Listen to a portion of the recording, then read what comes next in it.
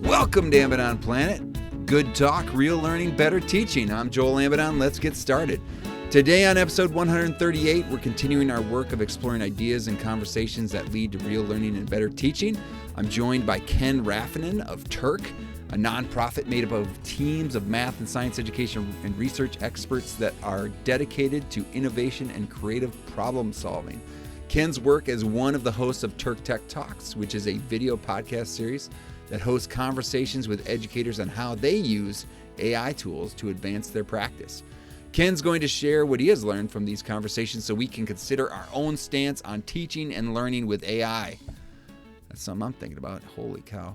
Before we dive in, if you enjoy Amidon Planet, the best way to support this work is to like, subscribe, and leave a review. It really helps others find these conversations. You can also share the podcast with a colleague, reach out with ideas or questions by sending me a note to joel@amidonplanet.com, or join my email list for updates and ways to engage further.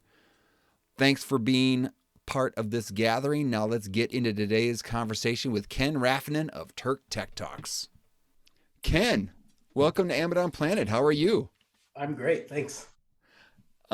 Ken, you know what? It's kind of cool in the small world of mathematics education. Like, they say it's small, but then I just had a conversation with somebody at the last conference. Was like, yeah, the community is small, but it's like it's ever growing. Like there's like tentacles growing out, and like everyone's network, and I would say like we just met at NCTM or NCSM, that sort of conglomerate that happened in Atlanta in the fall, and had a chance to have some conversations. I'm like, hey, Ken's a cool guy, and like he's doing some cool things, and so it's great to have this conversation, but it's great also to continue developing this relationship. So, how are you? How are you doing? I'm glad to be. Yeah, there's those certain people that are like nodes, who like know so many people, and like Farshid, who's like talking. You like start walking down the hallway with him, Yeah. and all of a sudden you're just like. Anyway, it's hanging out with people like that. I'm happy because then I get to meet so many folks like you. Yeah, absolutely. It's like there's these discrete, like a discrete like network. We got some. Oh my gosh, some vertices and edges, like right, Yeah, and like yeah, yeah, and Farshid is one that has a lot of edges coming yeah. out to other. It's almost like conferences work. Like Hey, yeah, crazy yeah, technology. yeah, absolutely. There's a book called Culture Code, and it. I don't know if you've ever had a chance to read that. It's like talk like about productive collisions, right? Yeah, And if you don't have those common spaces for people to interact with each other and like again, going back to like the pandemic when you had a lot of and I don't know about you, I had a lot of conversations with people, but it was always like A to B. I am going to you to have a conversation, a lot of transactional, conversations, but it wasn't like, walking down the hall and you bump into somebody like, hey, how are you? What's going on? And like all of a sudden you have this, this collision, that happens where you start talking about like, oh wow, we have some common interests. Like those weren't happening unless you made them happen. And and so like, everything has to be intentional. It kind of yeah, really exactly. reduces. Anyway, yeah. Yeah. So being thankful for those spaces. And so, yeah. Hey, Ken, could you share a little bit about yourself and even like, I know you're at Turk and Yeah. describing your current position and even maybe even starting with like with what does Turk stand for, just to make sure everyone is out Yeah, there too. sure. But then, yeah, like just what's your journey in education? Yeah. So Turk doesn't stand for anything anymore. It used to stand for Like KFC, like Kentucky Fried, like it yeah, doesn't, yeah. yeah, exactly. Um, and another strangely the place that anyway we'll get there, but like Yeah, yeah. it's called SRI International that used to stand for like Stanford Research Institute, but now also just stands for SRI. So Turk kind of the same thing. It used to be technical education research centers, and now because it's not just technical education, now Yeah, it's just Turk. just Uh, Turk. and so how did I get there? Um, it's sort of like this long journey, um, but like starting back like in grad school, um, maybe even before then, is just sort of like you kind of find your some sort of not that you find your calling in life necessarily, but it's nothing big like Yeah. that. But you kind of like develop the ways of thinking about the world and things you're interested in. Um, and like my wife, um, she was very, very involved, like during our 20s, in youth development work, Hmm. and community development work. Yeah. And then, in conversations with her, like obviously, if you're paying close attention as you should, um, I was also very interested in it, and I was working as a traffic engineer in my 20s, and but then I was volunteering with some of these organizations that she was associated with, and that was youth development work, and which is very close, very community development minded. Yeah. And I got a chance to move out of traffic engineering into leading a youth development organization, and that was like, obviously it's great to help, um, working on the education of young people, and and learning from them. And then our that was like around the .com boom, and then it busted, and that organization busted because that was who was giving all the money. Yeah. Yeah. Um, and then out of that, then I just wanted to stay in the education field, and I got to go to grad school, and then I got to work with lots of great people, like Dan Schwartz and Shelley Goldman, Decker Walker, just like people who are super smart, super dedicated. And one of those people I got to work with was Jim Greeno. Oh Um, yeah. and Jim Greeno was working on a project, I think it was a Spencer Foundation funded, and two of his graduate students then were Melissa Grisolfi and Vicky Hand, and they're working on going into classrooms and looking very closely at the algebra that was being done. And before that, I hadn't been involved in math education, but I got to intern with that project. And that was like, they were doing the heavy intellectual lifting, right? But I was getting to go there like hours per week and videotaping, but also not just videotaping, it was actually paying attention and Yeah. getting to be in the lab meetings when they're talking through, and then having the brilliant teachers come in and talk through like the different moves that they were making. And it kind of just opened up, like obviously these things happen, but opened up like a whole new world of like thinking about how we do math. And it was just like, of course it's fascinating because you're sitting there with brilliant smart people, but also it is just you do this, it's just really, really interesting to think through like what we think of as a simple math problem. And when you like look into it more closely, like there's really very little simple about it. So um, anyway, that I kind of caught that bug of we should think more deeply about these things. And so after grad school, like I got to teach for a little bit, for about an academic year, both math and other things. But and then I got to start working at a place called SRI, and working as a mostly math education research, along with some other things because you don't ever just do one thing. Yeah. Yeah. But anyway, I've been doing that ever since, mostly around design-based and implementation research. I got to work on like really fabulous projects. One was like the scaling up SimCalc project, where we were bringing SimCalc, which was an NSF developed project, like bringing simulations and math into classrooms. Mm-hmm. And we were able to do that like at a really, really big scale. Like the scale thing is such a funny discussion, right? Because like to me, like being in 10 classrooms, like, ooh, that's tough to understand what's happening in 10 classrooms. Yeah.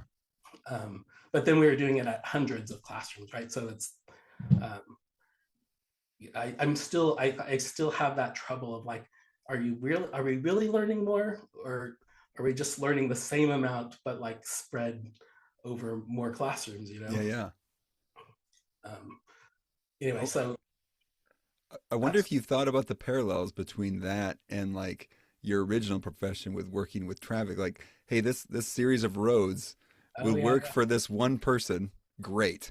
like, hey, gets them to work, gets them to the grocery store, gets them back. But if you then scale it up to all the people that need to use this road, now all of a sudden we're gonna have bottlenecks and stuff because we got a three-way stop where there should be a roundabout, whatever, Right, um, right. and yeah, like that sort of systems, like big picture sort of thinking. I don't know. Have you ever made that parallel?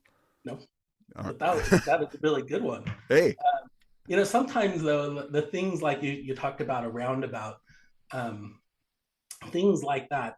Like I went to a whole like workshop in developing roundabouts, which talking about like, oh, you just see these things, and there's all of this, there's whole expertise around how you do these things. The geometry obviously matters a lot, yeah, and yeah, all of that. Um, but even just like street signs, I got to do things like that. Like, oh, I need to design a new kind of street sign for this particular whatever.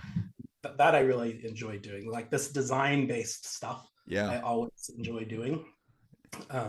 Yeah, so that's part of the reason that we moved from SRI is that the whoever decided like, oh, we don't want to really do design based research that much anymore, and so we were a group of us.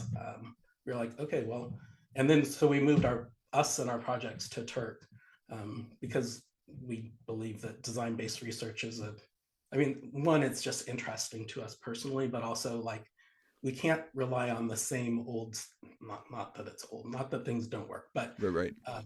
we're interested in pushing the envelope, Yeah, finding new ways of reaching out and helping kids learn things. yeah. And so just again, number of different types of projects, all dealing more in what math ed or STEM ed sort of research, maybe with a technology bent to it. Is that kind of like been your That's world? that's yeah. And then recently doing a lot of work around making based um, Oh, STEM and math.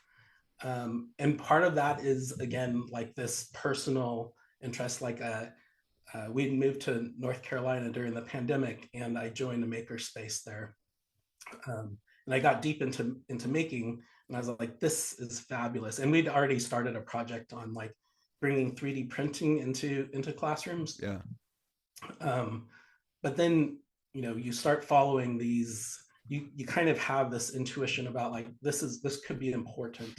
Um, and as it turns out, like one of the things we found out in the 3D printing project was that it,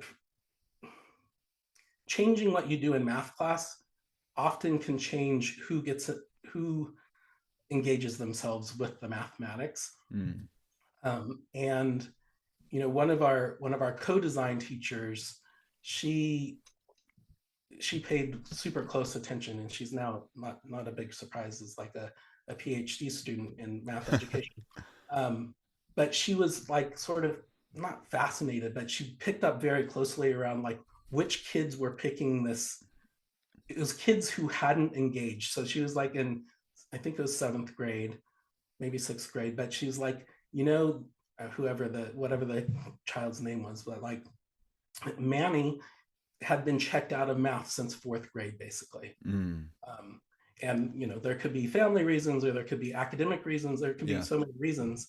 Um, but once you kind of get checked out, it's easy to stay checked out. yeah, And whatever it was in this these math lessons that we developed, and it was around, it was like one of those like design challenges where we were asking them to design a board game for somebody who's like unsighted or blind or ah, had vision problems, and how would you change a board game to address not just for their needs, but it would be a different kind of game for other people, yeah, and yeah, how could they play it together? And for whatever reason, that like grabbed him, and so he was like leading his group and like bringing in resources from home, and it just like re-engaged him. And then the question is like, as a teacher, is like, can she leverage that to remind him like, remember when you were doing this, let's keep on working. yeah, yeah. We've been doing some research on shame experiences in the math classroom and we kind of have this like visual of like orbit, right? Like the shame experience can be like rocketing you. Like if you're a doer of mathematics, you're in orbit around mathematics. You're kind of like becoming more central. Like maybe it's getting closer and closer orbits, but then a shame experience like pushes you away and almost like even can jettison you, like, shoot you off towards Mars, right? Right, Sort of right. thing. But like having an experience like we found that like elementary teachers, gosh, we need to write this up. This is good.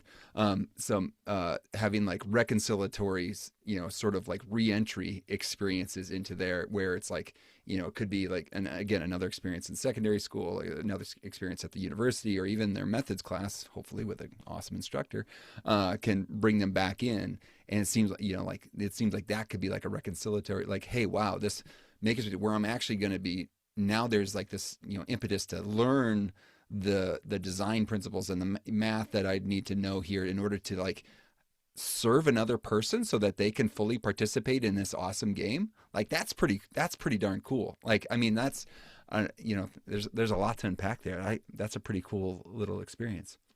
Yeah. I mean, that I'm going to have to remember to mention that to her. Her name's Catherine Habib. She's at UNC Chapel Hill right now.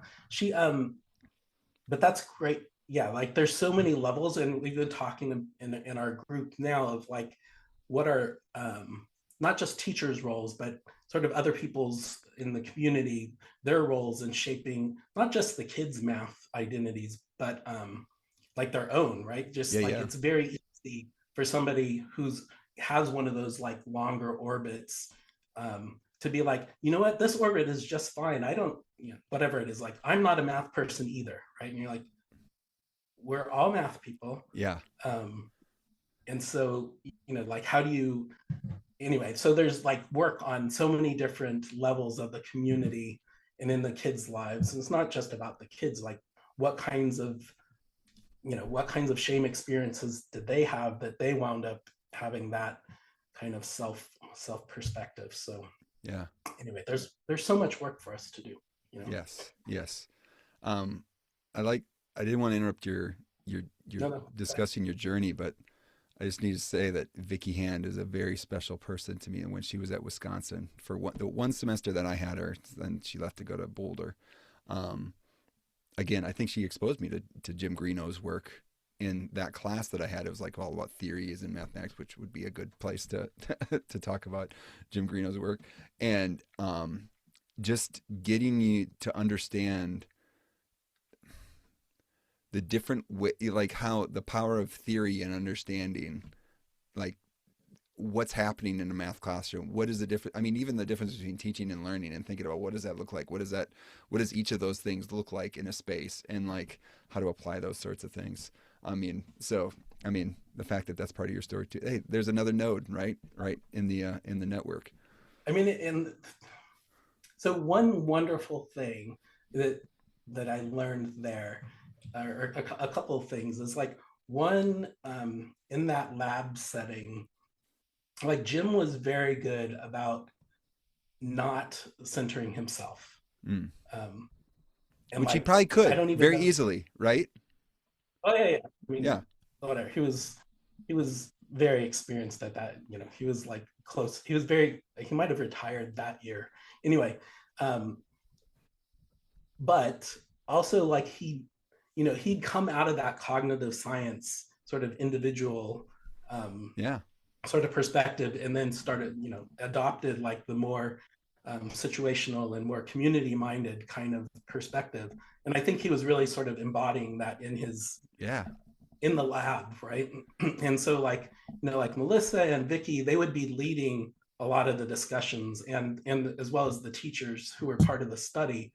um, and so I think that was really like, one, is really important to me, and two, just sort of like getting to, I mean, I didn't often, but sometimes I would get to make a point, and like the highlight of my year of the graduate school is like I made some point in I forget what it was just sort of like this perspective taking thing of like, well, what is the right kind of thing to say in math class? And I said like, well, maybe maybe we are thinking about it.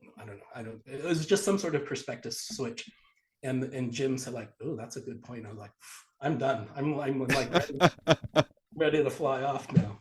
Well, that um, I mean, not to get too nerdy. I mean, but in that class, I think Vicky had me read Lave and Wenger's, situated learning, talking about legitimate peripheral participation, or just basically, if yeah, you want to get more central within a whatever thing it is, whatever community of practice it is. Like have people do tasks that are meaningful, but then that they can handle, right? So like you're collecting, recording. Hey, Ken, point the camera, hit record, be there, but then sit in the meetings, right? And then and all of a sudden, like by having those interactions with more, sophisticated knowers, all of a sudden, like you're offering a point that is moves the conversation forward because of those interactions, and because maybe you have a different perspective on what you're looking at it, and that's that's awesome. I mean, it's like, yeah, he's applying this stuff that he's, writing and researching. Like, hey, let's do it in the lab as well. Like Ken has a voice here because Ken is interacting in this. I love it. It's pretty cool. As it turns out, it actually works. It's not just theory. Yeah. Yeah. Yeah. Well, that's the thing too, is like, you know, maybe going back to that, the story about the kid that's all of a sudden activated in a makerspace, like maybe he has all sorts of projects that he's doing at home. And all of a sudden now this expertise is now seen as a valued practice in the math classroom versus just regurgitating, formulas and just like the standard, sort of traditional form of math education that we see, it's like now all of a sudden it changes where the center of that practice is. So now like there's things that he's offering to the community that is engaging not only him but probably engaging others too. Yeah, and I think that it's kind of you start thinking like, are these things really the same? And then people who are really really into it are like, that's not it at all. But it's like this co-design. It's a little bit of a co-design perspective, right? Mm-hmm. Of like who do you listen to, and what kinds of points can they make, and at how much can they change the directions. And we started incorporating that. I talked about like the 3D printing and modeling kind of thing for the classrooms, and we used a set of co-design teachers, and sort of all of our projects have since then have actually incorporated co-design as a fairly deep aspect of our design process. So maybe sometimes it's like the after school facilitators and partner organizations, but also it's in one of our NSF iTest program that I lead it's also the youth, and what kinds of things are they interested in. I can let's talk about Turk Tech Talks. So I love the tagline, the website's nice. It feels like hey, we've got a good purpose here. So it says a new video podcast series that tests AI tools so you don't have to. I love it. Whoever came up with that, great. So what why and what led to this? So I think this is back to do the things that you enjoy, and hopefully other people will also enjoy them. Yeah. Not that it's hard to get funding continually that way, but yeah. You get this intuition of things that are interesting, just sort of like you with this podcast. Yeah, right? Exactly. And so Turk Tech Talks, we had this idea. We were just looking at some generative AI platform, just from a sort of an education standpoint. And I think this was something around a platform that was sort of targeting neurodiverse learners. And we were just looking at it in our group, and I just played with it, just tried some problems with it, and then wrote up my reflections.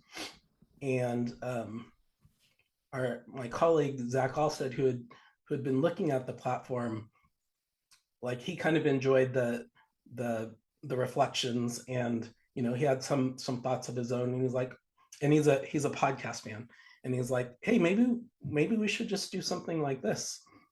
And I was like, yeah, we should. Let's think about it anyway. So we like brainstormed the Turk Tech Talks, and the kind of the taglines, and then we just started. We just said like, hey, let's try out some problems.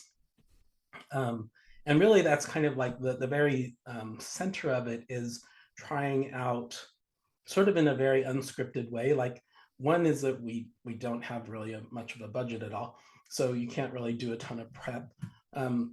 but also, it's not like we're not trying to market these things. Like we're we're fairly skeptical or maybe agnostic. Anyway, like Yeah, yeah. in our team, like It's there's not a Zach. commercial for the Right, tools, Zach right? is a little more enthusiastic, and Elise is much less enthusiastic than Zach, and I'm probably somewhere in the middle of like sometimes I'm enthusiastic, but also sometimes I'm terrified. Um, and so and we love solving math problems, and so sometimes it's just like, here, let's try it out. Can it help us solve this math problem? Will it solve it for us instead of supporting a learner? um, and so that was kind of the very basis of it. It was like, Yeah. let's just see. It's kind of like we really are going to just test drive it and see what happens. And it was kind of along the ideas of like, well, some teachers, they might be somewhat interested, but not interested enough to, like, do you set up your passwords, and do you get a whole account, and Right. there's all of that versus like, I'm Do I just going to click on pay? it. You know, Yeah, right. I'm just going to click on a video on YouTube, and these people are going to talk about it and show what it can or can't do. um, and I'm generally happy to be a guinea pig for things. And so, and I don't mind looking dumb on camera. So I think that works well. You're just like who knows what will happen, and Yeah. this might be the worst thing. But as we've gone on, um, we run into other folks, and like I was saying, like the PhD student Catherine Habib, she works with a with a professor who um, had she had a project already, Dr. Cross, and that was like AI, some sort of model built up as like, can you model a fifth grader for solving a fractions problem? And so we had them on, and we talked through like, well, what happens when, and that was really for pre-service teachers. So we've started finding these other uses besides just helping a learner, right? But Yeah, yeah. who else can these platforms potentially help? And really, like, for better or worse, maybe the so far like the best uses that we found are not for helping the actual student, right? Because Yeah. that just brings up a whole plethora of other kinds of problems. But it's been great. Like I love talking to folks about sort of new ways of thinking about things, what kinds of problems come up. Yeah. um, yeah. Well, so let's go back and forth. Let's start to hear about some learnings that are happening. Like, I've been watching some, and then I know you've been hosting them, and then with your team, and like what are some things you learned? Like I want to go to it's the oh shoot, I should have wrote down names and done my prep. But it was the math coach from Kent, Kent County. Oh, yeah, yeah, Um, yeah. Marcus DJ. yes, and some of the things that he said with it, because there's like, I mean, one of them was like addressing like the elephant in the room, like, hey, is this going to take my job away?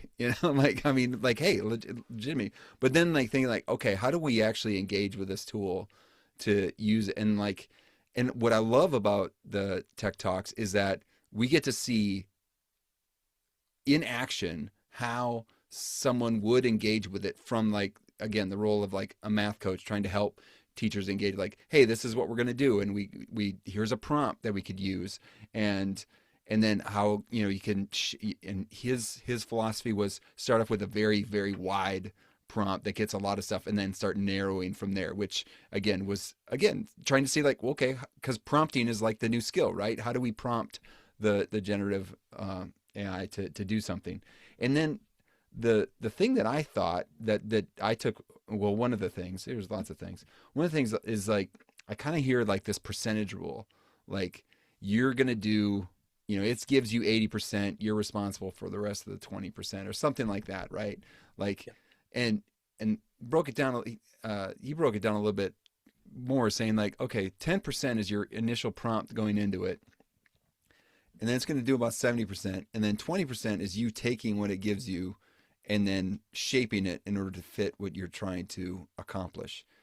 And that's a lot. I mean, like, but it was just like, in it was a different shading. I never thought about the front end, how much the front end matters with the prompt, which it seemed like an aha now, but it's like shaping it and then shaping what you put into it and shaping what comes out of it, and that's where your responsibility is.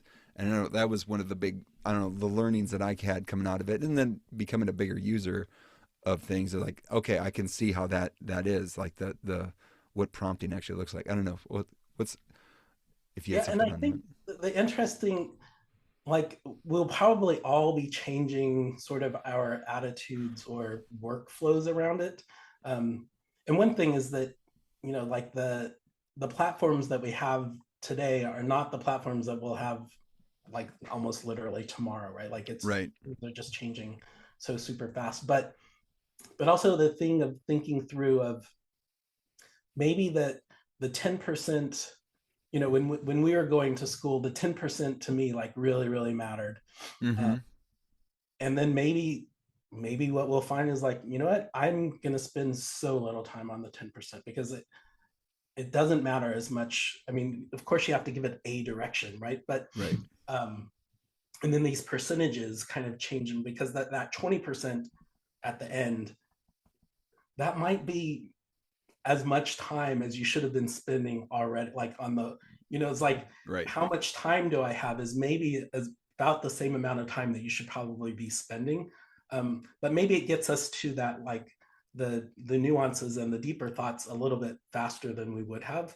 Yeah. um, so anyway, probably the jury's still out on, like, are these things making us, and lots of school districts, right? Like they care so much. Like, are you caring about efficiency, or are you talking about effectiveness? And we, I mean, I think most teacher educators, we want them to be focusing in on the teacher effectiveness and making that, we want more effective teachers, but also, they're human beings and they only have so much time in the week. So helping them be a little more efficient is also a, can they, and how, anyway, we talked about this, right? Like I Yeah. worry Yeah. about, you worry about the folks that are not at the school level and not at maybe even at the district level, but all of a sudden people at higher up, they're like, oh, you know what, they don't really need that much time because they can use these tools. And you're like, no, Yeah. we are not doing a good enough job right now for our students. We need to be more effective. Yeah. Yes, we want to be more efficient, but though, what's the point of being more efficient if you can't be more effective? Right. um, so Yeah. Well, and that was the I guess the most jaw dropping one from that particular tech talk or Turk talk was he was talking about providing 4 days of professional development. So I was like, whoa. And I think he even said like if I had 4 days to spend with a group of teachers, like I mean, that's was just something you don't get too much anymore, right? That's sort of like deep thinking about like a task versus like, here's the canned PD that we need to give, and like you maybe have a couple hours, if that, to do something, right? I mean, I don't know how we solve it, Joel, but this whole thing is, I say it often for kids, is that unfortunately we're trying to teach them so much that there's no time for them to learn.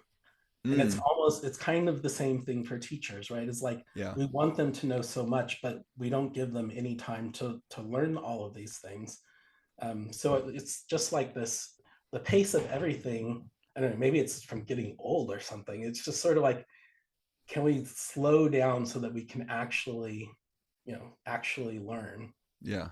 um, and that's one of the things that scares me about AI, is that it also has this acceleration feature of like, oh, we need all kids to be AI literate, and we need all, there's the rhetoric out there like all schools need to be incorporating it Right.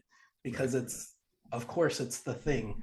And then of course I worry about that because Yeah. how do we don't know, like, this is just marketing talk from a bunch of tech bros for a large part, right? Like, Yeah. that them and their lobbyists. So Yeah. that part worries me. Yeah. So like I guess that's, we always talk about the counter to some of this stuff is and we can get to that, or we can just address it now. Is like, you know, how are we countering, right? And like, the pace, like he just, that was a brilliant thing with, we're trying to teach him so much we don't have time to learn. I don't know, like that's something that I think in one of your talk where we're talking about universal design for learning for neurodiverse learners, and like having your guest on that from Turk, I believe, Yeah. talking like, and it was a side by, it was beautiful because it was like a side by side conversation with how, she used the tool in order to better create a more engaging experience for a learner, right? And even talking back to the, creating the games using the makerspace, but like there's care in things like, I want to create great stuff for these kids. I want to love on these kids. And like, so how do I do it? And how can I use this tool in order to do that? But then again, that still takes time in order to enact and figure out like, hey, is what they actually, and you all had like some exchanges going on. Does what they actually, is what coming out actually make mathematical sense and make, within the context and things that you're trying to do? But it allows for the, I don't know, maybe some more agency for a teacher in order to do that. But again, it takes time in order to learn that. But then that you're providing the space for someone that may not have a coach, might not have somebody walking through. Hey, this is the thought process. This is how I could engage with. I think the tool was ChatGPT there to do this sort of work in order to, man, engage that kid that just seems like they just don't want to be here. Yeah, yeah. I mean, and there's lots of busy work that both teachers and students have to engage in. That there's places where it would make sense, Mm-hmm.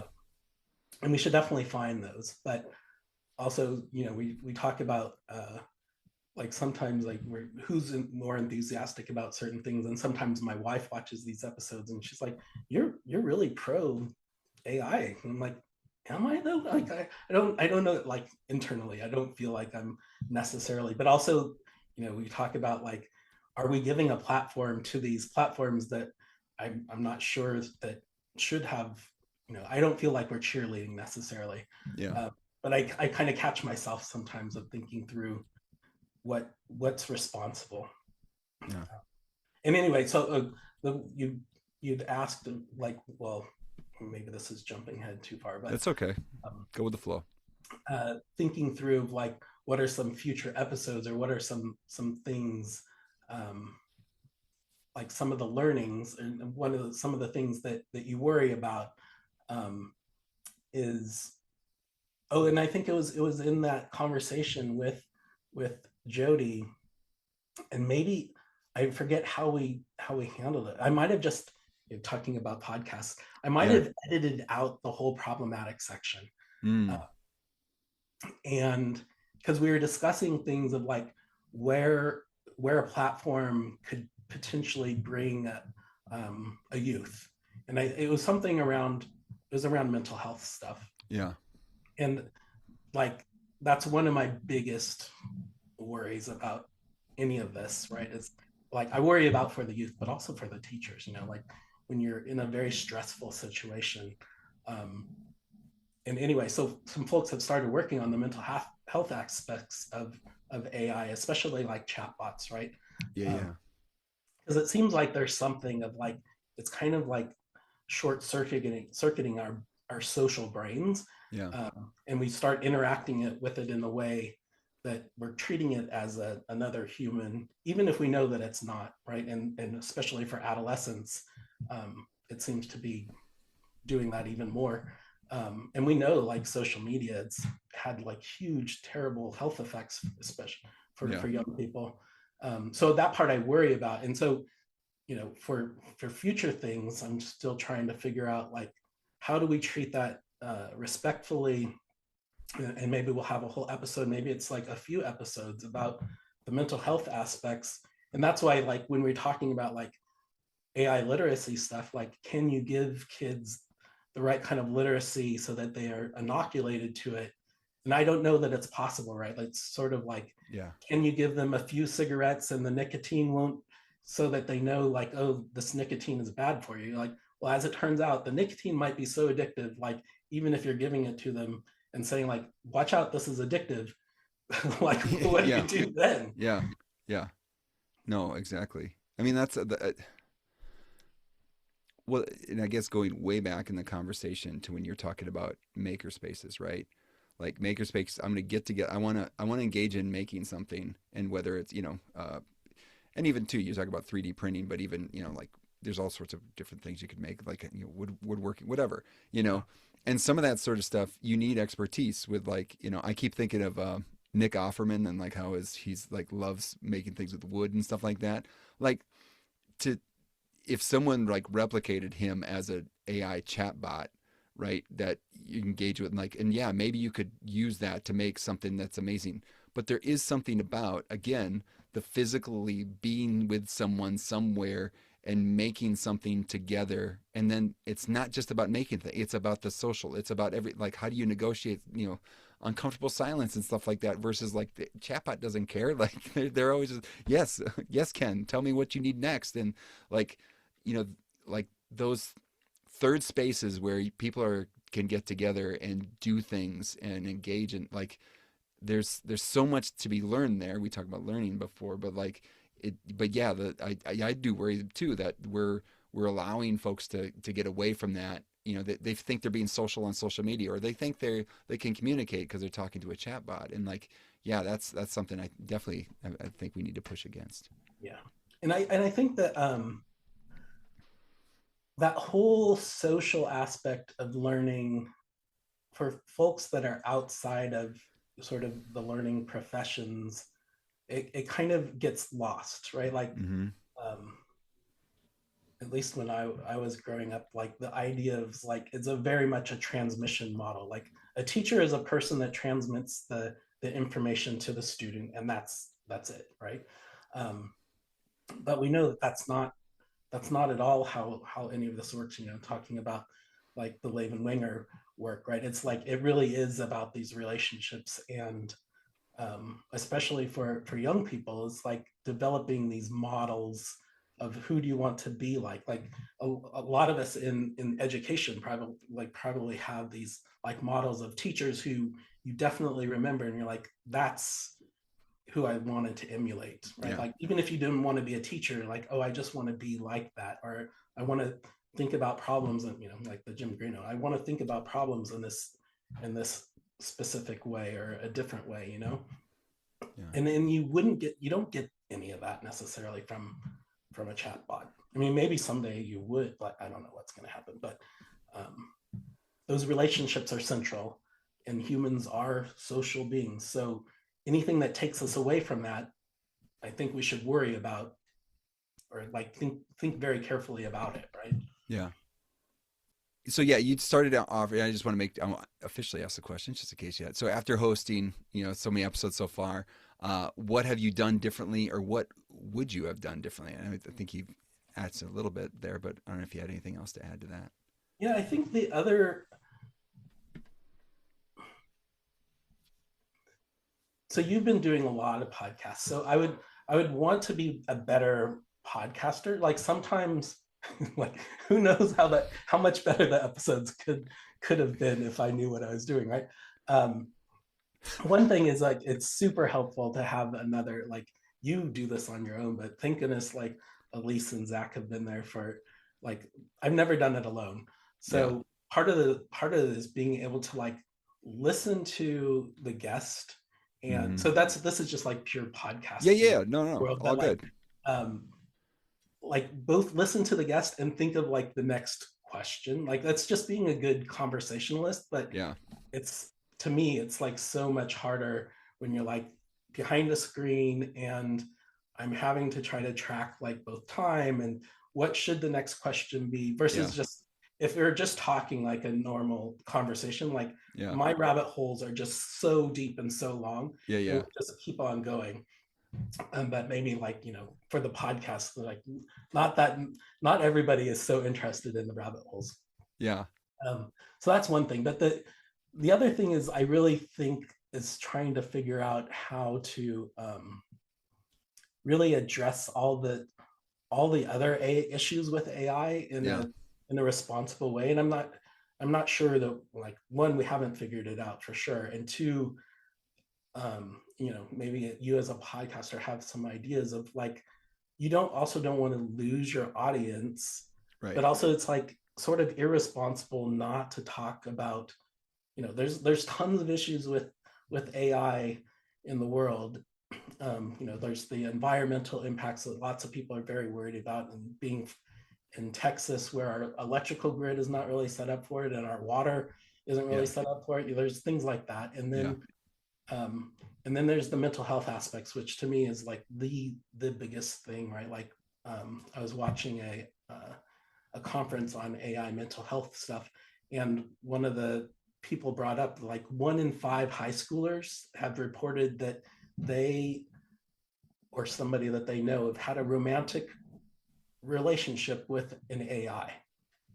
Like 1 in 5, Wow. which is just a crazy number. Yeah. And Yeah. especially at this age, like, Yeah. where being like building relationships to others is such a huge part of your developmental work. Yeah. Um, so anyway, that kind of freaks me out a little bit.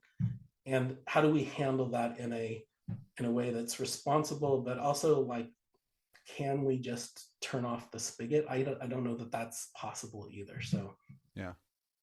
Yeah.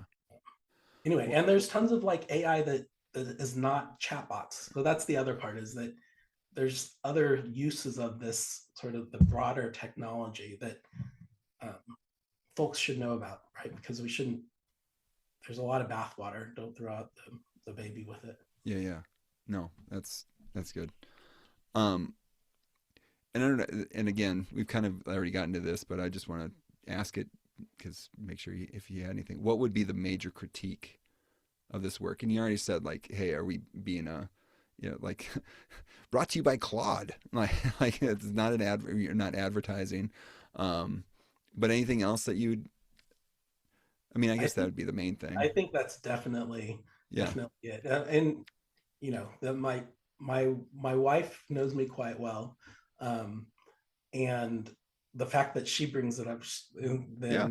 then then that is something like legitimately, like, I think about it almost every episode. Yeah. Well, and the fact, and I guess that makes you a good host of this too. I mean, it sounds like you've got a variety of, like you talked about everyone else on the episodes, and like they each have like a little bit different perspective on it, which is great because that's who your audience is, right? And like bringing a curiosity, and But that's maybe good. we could do something like your question is like what is your biggest worry or concern about it? And like, Yeah. anyway, maybe we should incorporate that. Yeah. That's a good question. You can have it. There you go.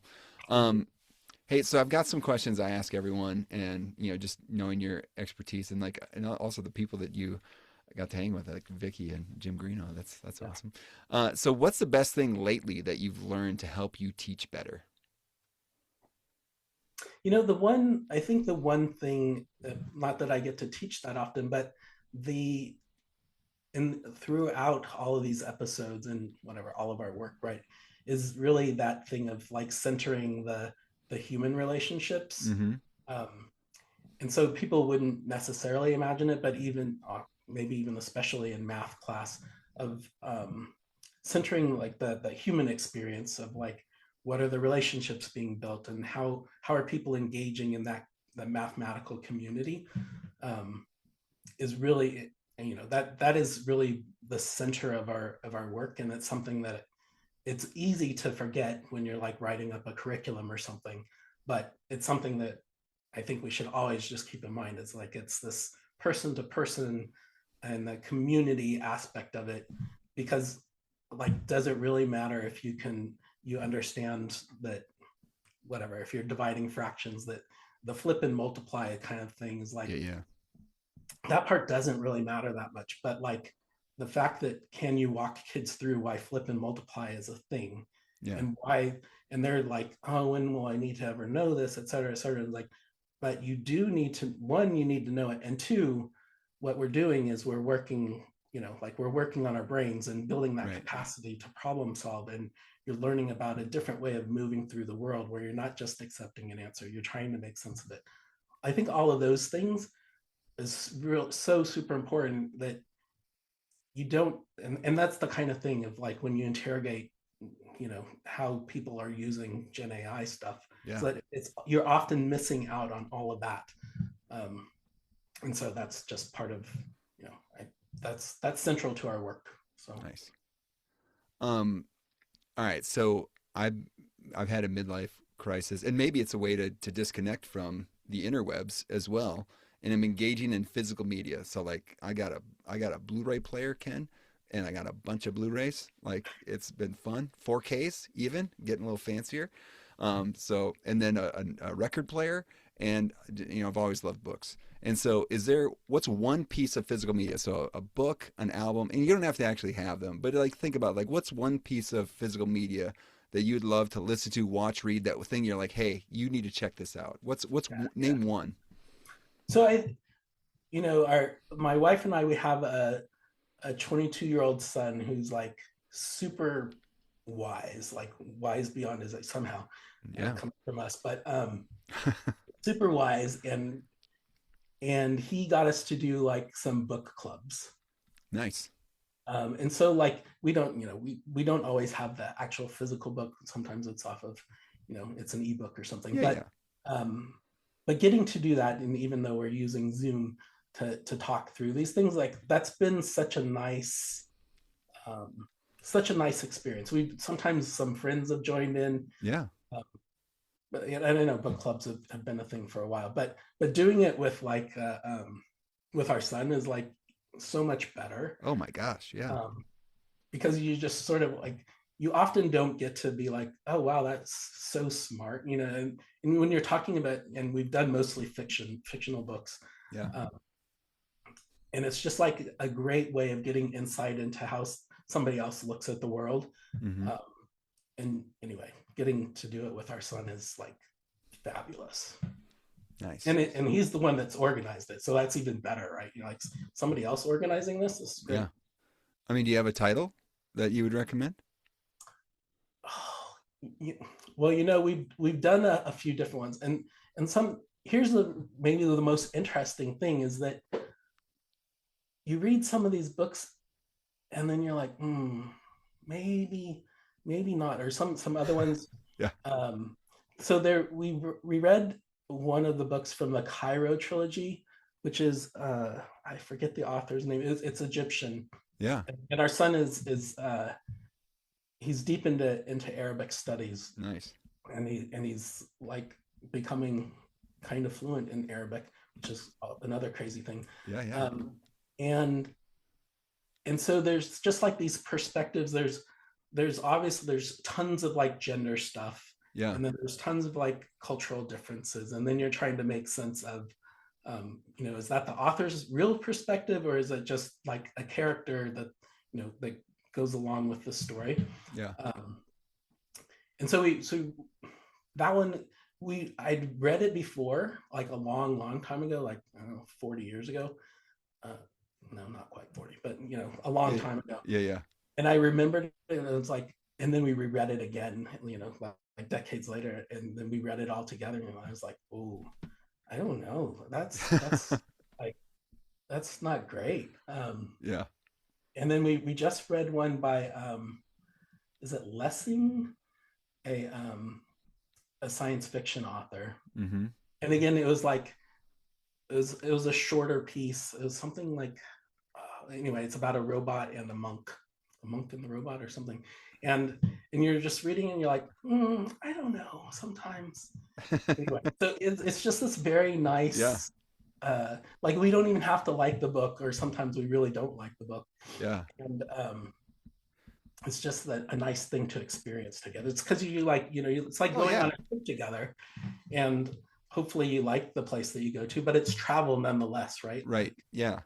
Well, it's like my ever since the pandemic, we've been cooking with my wife's uh parents, and like and they're in Milwaukee and we're in Mississippi, and have a recipe and we both cook it, and then we set the laptop at the end of the table. They set the laptop on the coffee table and we eat together. And it's like sometimes the recipe is like, but it's like it's not about the recipe. So I like those sorts of experiences as well. Like, and again, probably maybe like the makerspace too. Like, hey, what we made, not that great, but we had an experience together, right? And we learned some things. That's awesome. Hey, and one final fact I'm going to share with you. Maybe this would impress you again from your previous experience. We in Oxford, Mississippi, has the most roundabouts per capita. Yeah, Oh wow. yeah, and we Huh. keep adding them. And our mayor is Robin Tannehill, and they call her Roundabout Robin because we've got them. They're everywhere, and they're still working I'm them. I'm a fan actually. Oh yeah, There's a keeps lot of traffic moving. stats about it, like something, or at least when I was in traffic engineering, like there's there might be more crashes, but they're at lower speeds, Yeah, so yeah, that there's fewer injuries, kinds yeah, of yeah, things. So yeah. the More the benders. math matters. The math does matter. Yeah, it keeps traffic moving.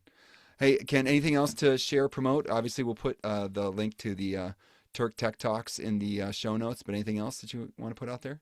That I mean, go subscribe Yeah, and to this too. exactly. Awesome. Well, thank you so much, Ken. Appreciate you. Thanks, Joel. All right, there's my conversation with Ken from Turk.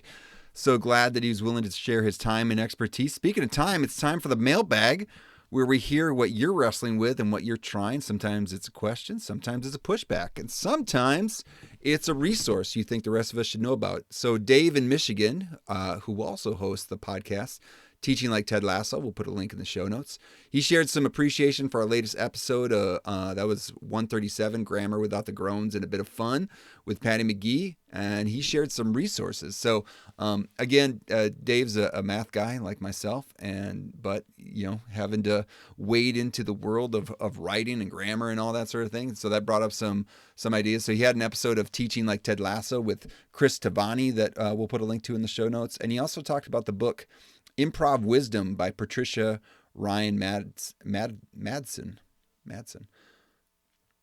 And thinking about improv, and I kind of talk a lot about improv, and we've had Erica Halverson, who wrote the book How the Arts Can Save Education. She came on solo, but then she also came on with Erica Litke from the University of Delaware, and in both those conversations, there's talk about the arts, but I believe in the first time Erica was on, we talked about improv and just the idea that, when you're teaching and you're being present and you're being reactive to what kids are bringing into the space, improv is a great thing. You want to do that yes and, right? You don't want to shut a student down when they're providing they're taking a risk and providing some sort of brilliance, and you just say no.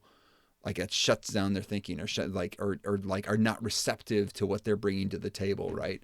And so I think there's lots of lessons to learn from improv. So I'm thankful for Dave for sharing that book. I'll check it out. And he also just mentioned the movie Life of Chuck, where there's a great scene with Mark Hamill, the Jedi, Luke Skywalker, man, talking about the beauty of mathematics in that movie. So I'll have to check that out. Thanks for sharing, Dave. So if you've got a question or reflection or something you're using that's making a difference in your practice, send it along to joel@amazonplanet.com, just like Dave did. That generosity matters. Keep it coming, because it's not just for me, right? It's for everybody. We're building something a little bit bigger than just a podcast. Before we wrap up, here's the physical media of the episode, the part of the show where I share an album, a movie, or a book I've been listening to, watching, or reading. It's my small way of connecting, and if I'm being honest, it's also probably my excuse to celebrate physical media, the kind that pulls you off the interwebs for a bit and helps you be a little bit more present. And I felt kind of vindicated this week because I subscribe to Cal Newport's newsletter. If you're not subscribed to Cal Newport's newsletter, if I can find a link, I'll put it in the show notes. You should be. I know that there's a lot of folks that listen to this podcast that are fans of Cal Newport's. I think he's kind of trying to be like how to be more present given our technology-rich society. Anyway, good stuff there. But in his newsletter this past week, he talked about that. He shared that film students are having a tough time sitting through a movie, right? So maybe there's even more argument for this part of the podcast to offer up the challenge to, disconnect, pick up a book, put on a record, or find a movie to watch with intention, right? And to put the phone away, just enjoy part of culture and what's part. So what I'm going to advocate is the movie Swingers. When I think about the movie Swingers, I think about my freshman year at the University of Wisconsin.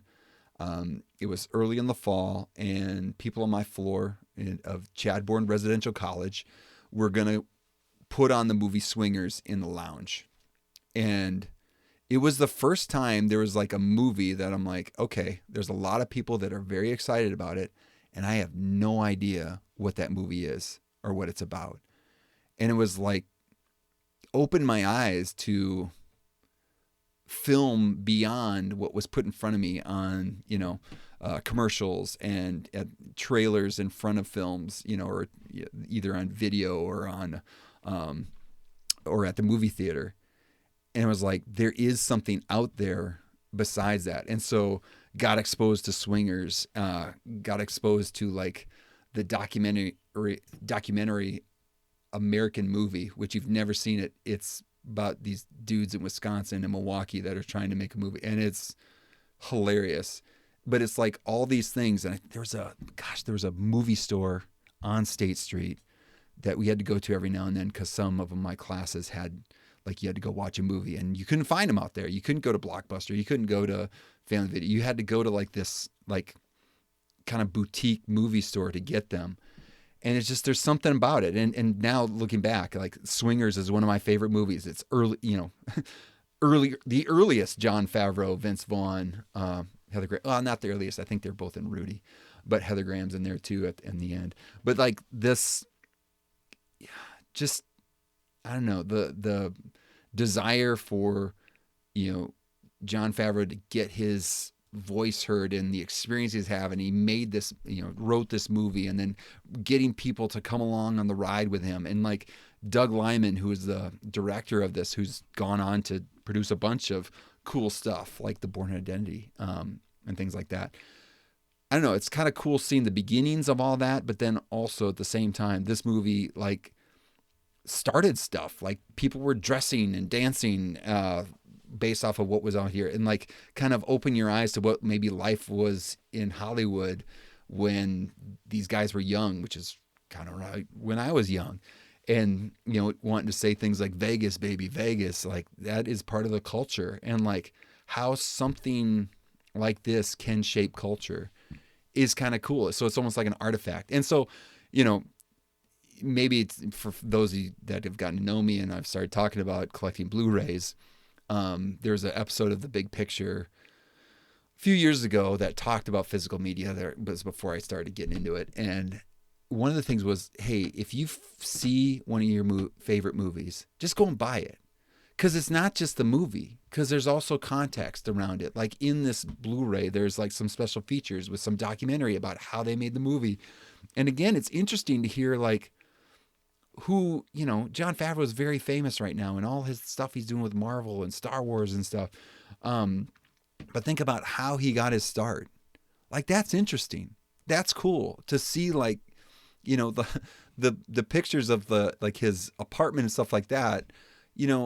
His reality was not that far away from what was being depicted on the screen. And I mean, literally, when you hear from the documentary about how they set that up, how they lit the scenes and how they did everything, it's pretty cool about how it's coming to life. So anyway, I'm really having a lot of joy in like learning more about film and like seeing the influences and then even just having context of where all these folks in this movie have gone to, like I can't remember the guy that's in here, Ron Livingston, who was in Office Space, another one of my movies that I'm looking forward to finding in a used Blu-ray bin in the near future. So anyway, there's Swingers. Swingers is the physical media of the episode. All right. That's going to be it for today's conversation. Show notes are available at amazonplanet.com/episode 138. Thank you so much to Ken Rafanan for sharing his time and expertise. Thanks to Matt Mifflin, as always, for the music in this episode. If you enjoyed this episode, please subscribe, leave a review, or share it with a colleague. It really helps more folks find these conversations. You can also reach out with ideas, questions, or opportunities by sending me a note to joel@amazonplanet.com or join the email list to stay connected and keep the conversation going. Thanks again for spending time on Amazon Planet. Good talk, real learning, better teaching. Peace.